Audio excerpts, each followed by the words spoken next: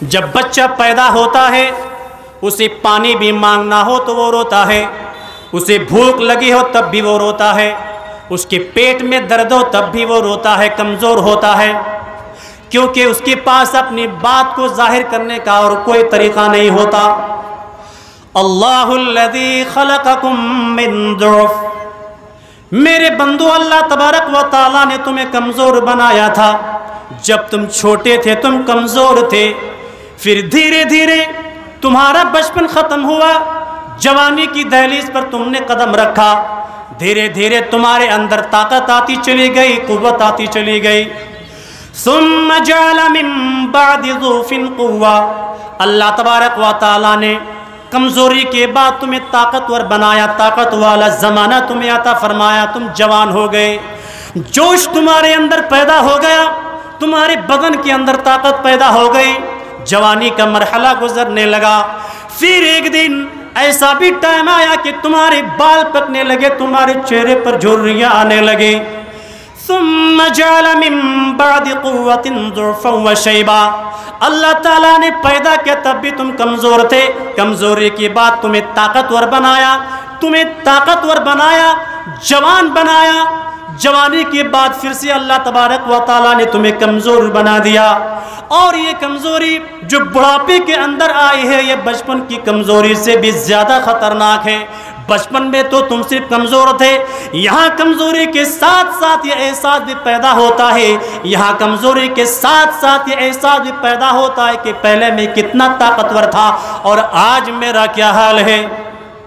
تو اللہ تبارک و تعالیٰ نے زندگی کے 3 دور بنائے۔ کیوں بنائے؟ فرمایا یخلق ما یشاء، یہ ہماری مرضی ہے، ہماری مشیت ہے، ہم جیسے چاہتے ہیں پیدا کرتے ہیں۔ ہم چاہتے تو تمہیں ڈائریکٹ جوان بنا دیتے، لیکن ہم نے تمہیں 3 الگ الگ دور میں پیدا کیا، بچپن دیا، جوانی دی، بڑھاپا دیا۔ یخلق ما یشاء، یہ ہماری مرضی ہے، ہماری مشیت ہے۔ وَهُوَ الْعَلِيمُ الْقَدِيرُ، اللہ تبارک و تعالیٰ اپنے علم کے اعتبار سے، اپنی قدرت کے اعتبار سے جس کو جیسا چاہتا ہے بناتا ہے۔ تو ہماری زندگی کے سب سے اہم دور کون سا ہے؟ ظاہر سی بات ہے جوانی کا دور ہے۔ اور یہ جوانی جو ہے یہ صرف ہماری زندگی کا ایک مقصد نہیں ہے، یہ اللہ تبارک و تعالیٰ کی بہت بڑی نعمت ہے، اور اس نعمت کے بارے میں الگ سے کل قیامت کے دن سوال کیے جائیں گے، پوچھے جائیں گے۔ اللہ کے نبی جناب محمد الرسول اللہ صلی اللہ علیہ وسلم ارشاد فرماتے ہیں، کتاب و صفت القیامہ کی روایت ہے، لا تزول قدم ابن آدم من عند ربه یوم القیامہ، قیامت کے دن انسان اپنی جگہ سے ہل نہیں پائے گا جب تک کہ وہ 5 سوالوں کا جواب نہ دے دے۔ 5 سوالوں کے جواب دیے بغیر کوئی اپنی جگہ سے ہل نہیں پائے گا۔ ذرا سوچو میرے بھائیو، ذرا سوچو میرے بھائیو، ذرا غور کرو، وہ اللہ کتنا کریم ہے، کتنا رحیم ہے کہ قیامت کے دن جو سوال کیے جائیں گے، قیامت کے دن جو ہم سے پوچھے جائیں گے، وہ سوال ہمیں اپنے نبی کے ذریعے بتا دیا۔ دنیا کا کوئی ہمیں اسکول بتا دو، کوئی مدرسہ بتا دو جہاں اسٹوڈنٹ کو امتحان سے پہلے ہی امتحان میں آنے والے سوال بتا دیے جائیں، پرچے میں آنے والے سوال بتا دیے جائیں۔ میرے بھائی بزرگ اور دوستو، ذرا غور کرو، وہ اللہ کتنا کریم ہے، کتنا رحیم ہے کہ قیامت کے دن جو سوال کیے جائیں گے وہ سوال بھی ہمیں اپنے نبی کے ذریعے بتا دیے۔ 5 سوالوں کے جواب دیے بغیر کوئی اپنی جگہ سے ہل نہیں پائے گا۔ وہ کون سے 5 سوال ہوں گے؟ پہلا سوال، عن عمرہ فیما افنا، اللہ تبارک و تعالی پہلا سوال ہم سے جو کرے گا، اللہ کے نبی جناب محمد الرسول اللہ صلی اللہ علیہ وسلم فرماتے ہیں، عن عمرہ فیما افنا، میرے بندے میں نے تجھے 60 سال کی، 70 سال کی، 80 سال کی عمر دی تھی، زندگی دی تھی، تو نے اپنی زندگی کو، اپنی عمر کو کہاں گزارا، کیسے گزارا؟ میرے بندے تو دنیا کے اندر میں اپنی مرضی سے پیدا نہیں ہوا تھا، تجھے پیدا کرنے والے ہم تھے، تجھے دنیا کے اندر میں جنم دینے والے ہم تھے، تجھے دنیا کے اندر میں موت دینے والے ہم تھے۔ میرے بندے تیری زندگی میں جو 50 سال کی، یہ 60 سال کی، 70 سال کی جو زندگی تجھے ملی ہے، اس زندگی کو تو نے کیسے گزارا؟ اپنے خالق کی، اپنے مالک کی، اپنے مولا کی مرضی کے مطابق گزارا، یا کیسے گزارا، یا اپنی خواہشات کے مطابق گزارا، کیسے گزارا؟ چلو حساب دو۔ پہلا سوال پورے عمر کے بارے، اور دوسرا سوال، اللہ کے نبی جناب محمد الرسول اللہ صلی اللہ علیہ وسلم فرماتے ہیں وَعَنْ شَبَابِهِ فِي مَا أَبْلَى، میرے بندے تیری زندگی میں جو 20 سال سے لے کر 40 سال کے جو بیچ کا دور تھا، جو جوانی کا پیریڈ تھا، میرے بندے تو نے تو اپنی پوری زندگی کا حساب دے دیا، اب ذرا اس دور کا حساب دے جو سب سے قیمتی دور ہے، جو سب سے جوانی کا دور ہے، جو سب سے طاقتور کا دور ہے۔ میرے بندے وَعَنْ شَبَابِهِ فِي مَا أَبْلَى، میرے بندے تو اپنے جوانی کا حساب دے کہ تو نے جوانی کو کہاں گزارا، کہیں ایسا تو نہیں کہ اللہ تبارک و تعالیٰ کی نافرمانیوں میں گزارا، کہیں ایسا تو نہیں کہ شراب و شباب میں گزارا، کہیں ایسا تو نہیں کہ زناکاری اور بدکاری میں گزارا۔ وَعَنْ شَبَابِهِ فِي مَا أَبْلَى، میرے بندے تو نے اپنے جوانی کو کہاں گزارا، کیسے گزارا، چلو حساب دو۔ تیسرا سوال، وَعَمْ مَالِهِ، مال کمانے والوں، تجارت کرنے والوں، جگہ جگہ میں جا کر کے روزی روٹی تلاش کرنے والوں، وَعَمْ مَالِهِ مِنْ عَيْنَ اكْتَسَبَهُ، ہم نے تمہیں جتنا بھی مال دیا تھا، جتنی بھی دولت دی تھی، کسی کو بہت امیر بنایا، کسی کو غریب بنایا، کسی کو تنگ دست بنایا، لیکن جو بھی تم مال کما رہے ہو، جیسے بھی کما رہے ہو، وَعَمْ مَالِهِ مِنْ عَيْنَ اكْتَسَبَهُ، ہم نے تمہیں جتنا بھی مال دیا، جتنی بھی دولت دی، وَعَمْ مَالِهِ مِنْ عَيْنَ اكْتَسَبَهُ، اللہ تبارک و تعالیٰ تیسرا سوال ہم سے کرے گا، میرے بندے جو مال ہم نے تم کو دیا ہے، وہ مال تم نے کہاں سے کمایا ہے، حلال طریقے سے کمایا ہے، حرام طریقے سے کمایا ہے، کہیں ایسا تو نہیں کہ دوسروں کا حق مار کے کمایا ہے، کہیں ایسا تو نہیں کہ چوری کر کے کمایا ہے، کہیں ایسا تو نہیں کہ سود اور بیاج کی رقم تمہارے گھر میں آ گئی ہو، کہیں ایسا تو نہیں کہ دوسروں کا خون چوس چوس کر کے تم نے دولت اکٹھا کی، مال تم نے کہاں سے کمایا ہے، چلو اس کا حساب دو۔ پھر چوتھا سوال ہمارا مالک ہم سے کرے گا وَفِي مَا أَنفَقَهُ، مال کمانے کا تو حساب دینا ہی ہے، مال خرچ کرنے کا بھی حساب دینا ہے، ایسا نہیں کہ مال کما تو رہے حلال طریقے سے لیکن جہاں چاہے خرچ کرے، نہیں۔ وَفِي مَا أَنفَقَهُ، میرے بندے جو تم نے مال کما کر کے جو خرچ کیا ہے، اس خرچ کا بھی حساب دو، اس مال کا بھی حساب دو کہ تم نے کہاں پر خرچ کیا ہے، کہیں ایسا تو نہیں کہ تم نے اپنا مال حرام جگہوں پر خرچ کیا ہے، کہیں ایسا تو نہیں کہ فضول خرچی کرتے رہے، کہیں ایسا تو نہیں کہ تمہارے گھر والے، تمہارے پڑوسی بھوکے مرتے رہے اور تم عیاشیاں کرتے رہے۔ وَفِي مَا أَنفَقَهُ، تم نے اپنا مال کہاں پر خرچ کیا، چلو اس کا حساب دو۔ پانچواں اور آخری سوال کیا ہوگا، اللہ کے نبی جناب محمد الرسول اللہ صلی اللہ علیہ وسلم فرماتے ہیں وَمَاذَا عَمِلَ فِي مَا عَلِمَ، میرے بندے جو تم نے علم حاصل کیا ہے، تقریروں کے ذریعے، دروس کے ذریعے، پڑھ کر، سن کر، دیکھ کر، جو بھی تم نے معلومات حاصل کی، تو نے اللہ کے بارے میں جانا، تو نے رسول کے بارے میں جانا، تو نے اسلام کے بارے میں جانا، تو نے اس معلومات کے اوپر کتنا عمل کیا۔ یہ 5 سوال کل قیامت کے دن ہم سے پوچھے جائیں گے۔ میرے بھائیوں ذرا غور کریں، پہلا سوال پوری زندگی کے بارے میں ہو رہا ہے اور الگ سے جوانی کے بارے میں ہو رہا ہے۔ یہ جوانی کی اہمیت نہیں ہے تو اور کیا ہے میرے بھائیوں؟ خدا کی قسم، اللہ تبارک و تعالیٰ کی نظر میں جوانی کی عبادت کی جو اہمیت ہے، جوانی کی سجدوں کی جو اہمیت ہے، جوانی کی تقویٰ کی جو اہمیت ہے، وہ بڑھاپے کی عبادت کی نہیں ہے۔ اللہ کے نبی جناب محمد الرسول اللہ صلی اللہ علیہ وسلم فرماتے ہیں، بخاری اور مسلم کی روایت ہے، سبعۃ یظلھم اللہ فی ظلہ یوم لا ظل الا ظلہ، قیامت کا دن ہوگا، ہم اور آپ جھارکھنڈ کے اس گاؤں میں، اس قبیلے میں گزر بسر کرتے ہیں، ہمیں اور آپ کو تجربہ ہے کہ اکتوبر سے لے کر مئی جون کی جو گرمی ہے، گرمی کی وجہ سب کا حال بے حال ہو جاتا ہے، گرمی کی شدت کی وجہ سب پریشان ہو جاتے ہیں، گرمی کی اتنی تپش رہتی کہ خالی پیر اگر کوئی 10 سے 15 منٹ کھڑے ہو جائیں تو ایسا محسوس ہوگا کہ پیر جل کر راکھ ہو گیا۔ یہ حال، یہ دھوپ، یہ سورج، یہ تپش تب ہے میرے بھائیو جب سورج 9 کروڑ 30 لاکھ میل دور ہے۔ کل قیامت کے دن یہ سورج 9 کروڑ 30 لاکھ میل دوری پر نہیں ہوگا بلکہ 1 میل دوری پر ہوگا۔ کیا حال ہوگا گرمی کا، کیا حال ہوگا تپش کا، کیا حال ہوگا گرمی کا، کیا حال ہوگا دھوپ کا۔ اللہ کے نبی جناب محمد الرسول اللہ صلی اللہ علیہ وسلم فرماتے ہیں کہ اللہ تبارک و تعالی اپنے کچھ خاص بندوں کو بچائے گا، انہیں گرمی نہیں لگے گی، انہیں دھوپ نہیں لگے گی۔ اللہ کے نبی جناب محمد الرسول اللہ صلی اللہ علیہ وسلم فرماتے ہیں، اللہ کے نبی جناب محمد الرسول اللہ صلی اللہ علیہ وسلم نے خاص طور سے ان شخصوں کا نام لے کر کے بتایا کہ وہ 7 طریقے کے لوگ ہوں گے۔ نمبر 1، الامام العادل، وہ امام، وہ خلیفہ، وہ بادشاہ، وہ حاکم جو انصاف کرتا ہو، جو ظلم نہ کرتا ہو، جو انصاف کرتا ہو اپنی رعایا کے ساتھ، اپنی حکومت کے ساتھ۔ اور دوسرے نمبر پر اللہ کے نبی جناب محمد الرسول اللہ صلی اللہ علیہ وسلم نے کس کا نام لیا؟ میرے نوجوان ساتھیو خوش ہو جاؤ، تمہارے نصیب کا کیا کہنا، تمہارے قسمت کا کیا کہنا۔ جن 7 لوگوں کو اللہ تبارک و تعالیٰ کل قیامت کے دن اپنے عرش کے نیچے جگہ دے گا، انہیں دھوپ نہیں لگے گی، انہیں گرمی نہیں لگے گی، انہیں تپش نہیں لگے گی۔ ان میں دوسرے نمبر پر وَشَابٌ نَشَا فِي عِبَادَةِ اللَّهِ، وہ نوجوان ہوگا جس کی جوانی اللہ تبارک و تعالیٰ کی عبادت میں گزری ہو، جس نے اپنی جوانی کا مقصد سمجھ لیا ہو، جس نے اپنی زندگی کا مقصد سمجھ لیا ہو، جس نے اپنی زندگی کو اللہ تبارک و تعالیٰ کے لیے وقف کر دیا ہو۔ اور تیسرے نمبر پر وَرَجُلَانِ تَحَابَّ فِي اللَّهِ اجْتَمَعَ عَلَيْهِ وَتَفَرَّقَ عَلَيْهِ۔ اللہ کے نبی جناب محمد الرسول اللہ صلی اللہ علیہ وسلم فرماتے ہیں کہ اللہ تبارک و تعالی تیسرے نمبر پر اس شخص کو بھی اپنے عرش کے سایہ دے گا۔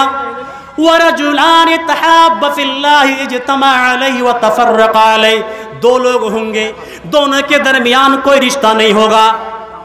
ایک انڈیا کا ہوگا، ایک پاکستان کا ہوگا، ایک سعودی عرب کا ہوگا، ایک بنگلہ دیش کا ہوگا، الگ الگ علاقے کے رہنے والے ہوں گے، الگ الگ بولی بولنے والے ہوں گے،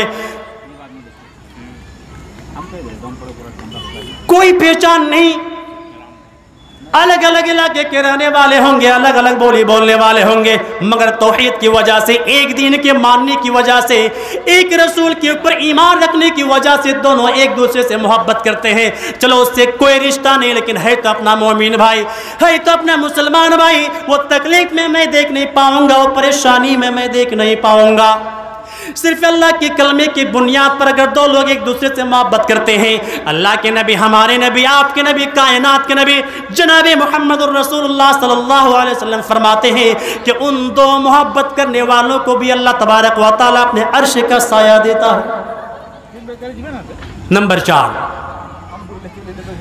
وَرَجُلٌ قَلْبُهُ مُعَلَّقٌ بِالْمَسَاجِدِ، اللہ تبارک و تعالیٰ اس شخص کو بھی، اس نوجوان کو بھی، اس انسان کو بھی اپنے عرش کا سایہ دیتا ہے۔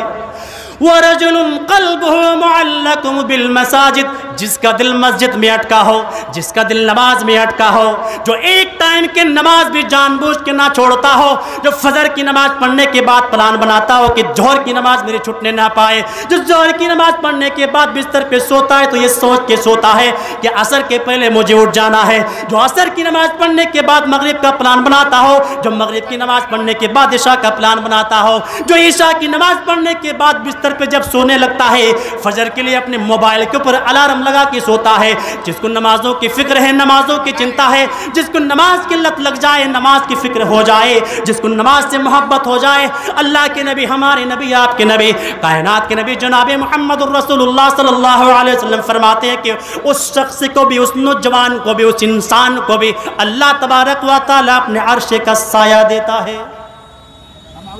نمبر 5، وَرَجُلٌ دَعَتْهُ امْرَأَةٌ ذَاتُ مَنْصَبٍ وَجَمَالٍ فَقَالَ إِنِّي أَخَافُ اللَّهَ، اور 5ویں نمبر پر اس نوجوان کو بھی اللہ تبارک و تعالیٰ اپنے عرش کا سایہ دیتا ہے، جس کو کوئی خوبصورت عورت بلائے، خوبصورت لڑکی بلائے، گناہ کی دعوت دے، بدکاری کی دعوت دے، زناکاری کی دعوت دے، مگر وہ اللہ کا بندہ اللہ تبارک و تعالیٰ کے ڈر سے، اللہ تبارک و تعالیٰ کے خوف سے کوئی غلط کام نہ کر بیٹھے، شیطان کے بہکاوے میں نہ آئے۔ خوبصورت اور پیسے والی عورت بلا رہی ہے، گناہ کی دعوت دے رہی ہے، لیکن اس کی دعوت کو ٹھکرا دیتا ہے، وہ کہتا ہے انی اخاف اللہ، میں اتنا بڑا گناہ نہیں کر سکتا، میں اتنا بڑا کام نہیں کر سکتا، سکتا، میں اپنے رب کو کیا جواب دوں گا، اپنے رب کو کیا منہ دکھاؤں گا؟ میرے بھائی بزرگ دوستو، جو نوجوان اس گناہ سے باز آ جاتا ہے، اللہ تبارک و تعالیٰ اس نوجوان کو، اس باغیرت نوجوان کو، اس باکردار نوجوان کو بھی اپنے عرش کا سایہ دیتا۔ نمبر 6، وَرَجُلٌ تَصَدَّقَ بِصَدَقَةٍ فَأَخْفَاهَا، اور اللہ تبارک و تعالیٰ 6 نمبر پر اس شخص کو بھی اپنے عرش کا سایہ دیتا ہے جو دائیں ہاتھ سے صدقہ کرتا ہے تو بائیں ہاتھ کو پتہ نہیں چلتا ہے کہ دائیں ہاتھ نے کیا صدقہ کیا ہے۔ یعنی اللہ تبارک و تعالیٰ کے راستے میں اتنا چپ کے طریقے سے صدقہ کرتا ہے، اتنا پوشیدہ طریقے سے صدقہ کرتا ہے، اتنا سیکریٹ طریقے سے صدقہ کرتا ہے کہ گھر والوں کو بھی پتہ نہیں چلتا ہے، دائیں ہاتھ نے جو صدقہ کیا ہے بائیں ہاتھ کو بھی پتہ نہیں چلتا ہے۔ ہمارے معاشرہ کا کیا حال ہے؟ اگر ہم کبھی کہیں پر بھی کوئی صدقہ کرتے ہیں تو جب تک ہمارا نام لاؤڈ اسپیکر میں لے آنا جائے اس وقت تک ہم اپنی جگہ سے ہلتے نہیں ہیں۔ باقاعدہ ہمارا نام لاؤڈ اسپیکر میں لیا جاتا ہے، اگر نام نہ لیا جائے تو ہم اپنی جگہ سے ہلتے نہیں ہیں۔ صدقہ ایسا ہو کہ جاڑے کا دن ہو، غریب بیچارہ فٹ پاتھ پہ سو رہا ہے، امیر آیا اپنی کمبل، امیر آیا اور اپنی کار سے اترا، کمبل لا کے اڑھا دیا، غریب کو پتہ بھی نہیں چلا کہ کمبل مجھے کس نے اڑھایا ہے۔ یہ صدقہ اللہ تبارک و تعالیٰ کے یہاں بہت اہمیت ہے۔ اللہ کے نبی جناب محمد الرسول اللہ صلی اللہ علیہ وسلم کے ایک نواسے تھے، 2 نواسے بہت مشہور نواسے گزرے ہیں، حضرت حسن اور حضرت حسین رضی اللہ تعالی عنہ۔ حضرت حسین رضی اللہ تعالیٰ عنہ کے ایک صاحبزادے تھے، ان کا نام تھا علی ابن حسین، جن کو حضرت زین العابدین رحمت اللہ علیہ بھی کہا جاتا ہے۔ اللہ کے نبی جناب محمد الرسول اللہ صلی اللہ علیہ وسلم کے نواسے کے بیٹے، آپ کے پر نواسے، آپ کے اہل بیت میں سے جس کو ہم لوگ اپنی زبان میں پر نواسے بول سکتے ہیں، ان کا کیا معمول تھا؟ یہ بیچارے مدینہ کے غریب گھروں میں جہاں پر کوئی بیوہ عورت رہتی ہوں، یتیم بچے رہتے ہوں،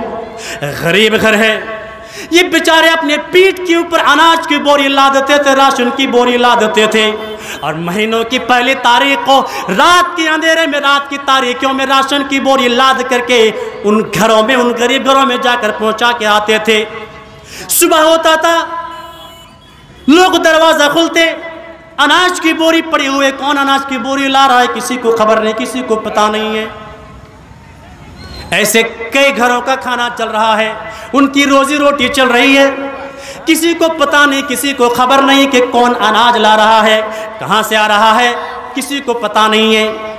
حضرت زین العابدین رحمت اللہ علیہ ہر مہینے کی پہلی تاریخ کو ان غریب گھروں میں اناج پہنچا کر کے آتے تھے، رات کے اندھیروں میں اپنی پیٹھ کے اوپر اناج کی بوری لاد کر کے آتے تھے، کسی کو پتہ نہیں، کسی کو خبر نہیں ہوتا کہ اناج کی بوری کون اناج کون لا رہا ہے۔ حضرت زین العابدین رحمت اللہ علیہ کا جب انتقال ہوتا ہے، ان کو نہلانے کے لیے ان کے بدن سے کپڑے اتارے جاتے ہیں، ان کو نہلانے کے لیے ان کے بدن سے کپڑے اتارے جاتے ہیں، ان کی پیٹھ کے اوپر ان اناج کی بوریوں کی پڑے ہوئے نشان گواہی دے دیتے ہیں کہ مدینہ کے غریب گھروں میں اناج پہنچانے والا کوئی نہیں، مدینہ کے غریب گھروں میں، ان یتیم گھروں میں اناج پہنچانے والا کوئی نہیں، بلکہ اللہ کے نبی صلی اللہ علیہ وسلم کا فرزند حضرت حسین رضی اللہ تعالی کا فرزند حضرت علی ابن حسین، حضرت زین العابدین رحمت اللہ علیہ ہیں۔ آج ایسے صدقہ کرنے والے کہاں ہیں میرے بھائی؟ آج تو نیکیوں کا پرچار ہوتا ہے، نیکیوں کا کبھی اشتہار لگایا جاتا ہے، اور 7ویں نمبر پر وَرَجُلٌ ذَكَرَ اللَّهُ خَالِيًا فَفَاسَتْ عَيْنَا،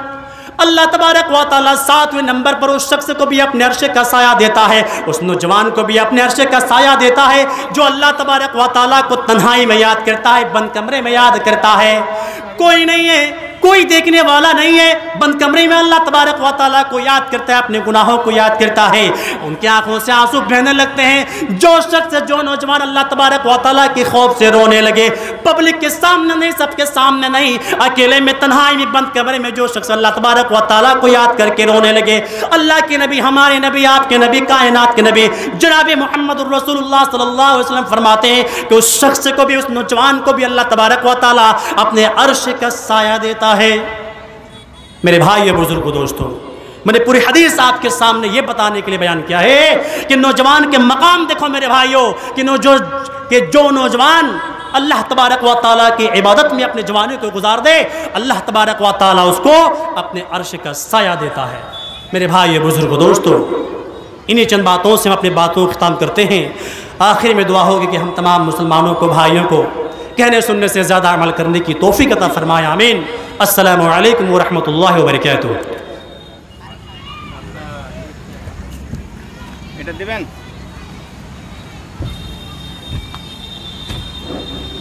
السلام علیکم ورحمۃ اللہ وبرکاتہ۔ الحمدللہ والصلاة والسلام علی رسول اللہ، اما بعد، اعوذ باللہ من الشیطان الرجیم، بسم اللہ الرحمن الرحیم، وذکر فإن الذکریٰ تنفع المؤمنین۔ برادران اسلام، بزرگوں، نوجوانوں، عزیز بچوں، باشندگان بیت اللہ اور قرب و جوار کی بستیوں کے لیے یہ عظیم خوشی اور مسرت کا موقع ہے کہ اللہ رب العالمین نے ہمیں صرف ایک رات میسر کیا، عطا کیا، جس میں ہم خالص کتاب و سنت کی روشنی میں کچھ باتیں سماعت کر کے اپنے دلوں کو روشن کریں۔ عید الاضحیٰ کی پرمسرت موقع پر اس طرح کا دینی پروگرام، اس طرح کی دینی محفل کا سجنا اپنے آپ میں بہت بڑی بات ہے۔ آج بھی ایام تشریق ختم ہوئے ہیں اور پھر آج رات رحمت و برکت کی یہ رات سج گئی ہے۔ الحمدللہ موسم بھی الحمدللہ اب تک بہت سازگار ہے، بہت اچھا ہے۔ سب سے پہلے آپ کو میں یہ بتاؤں کہ آج کا یہ پروگرام پوری رات نہیں چلے گا۔ ہمارے علاقے کا جو سسٹم ہے، دستور ہے کہ بالکل فجر تک پروگرام چلتا رہتا ہے۔ سامعین مجلس میں جھومتے رہتے ہیں، آدھا سنتے ہیں، آدھا نہیں سن پاتے، نیند یا آغوش میں چلے جاتے ہیں۔ تو اس لیے بیت اللہ کے علماء اور یہاں کے ذمہ داران نے یہ فیصلہ کیا ہے کہ پروگرام 1 بجے 1:30 بجے تک ختم کر دینا ہے۔ اس لیے جو لوگ اس فکر میں ہیں، اس خیال میں ہیں کہ آج کے جو خطیب آخر جو خصوصی مقرر ہیں حضرت الشیخ ڈاکٹر عبدالغفار سلفی حفظہ اللہ، ان کا پروگرام پتہ نہیں رات 2 بجے ہوگا یا 2:30 بجے ہوگا، کب ہوگا، تو اس فکر میں نہ رہیں، بلکہ ان کا پروگرام 11 بجے سے شروع ہو جائے گا۔ اب اس سے پہلے ہمیں بہت سارا کام نپٹانا ہے اور بہت سارے علماء کو سننا بھی ہے۔ اس لیے عشاء کا وقت ہو چلا ہے، 8 سے پار ہو گیا ہے۔ میرے خیال سے جلسہ میں اور جلسہ گاہ میں جمع بین صلاتین کی صورت میں مغرب و عشاء پڑھ لی گئی ہوگی، میں نے تو خود پڑھ لی ہے۔ تو اس لیے اب بلا ناغا لگاتار مسلسل پروگرام چلے گا۔ خاص کر کے میں ان احباب سے کہوں گا، وہ ہمارے نوجوان جو سال بھر کے بعد گھر سے گھر آئے ہیں، پردیش کی زندگی گزار کر اپنے بال بچوں اور اپنے والے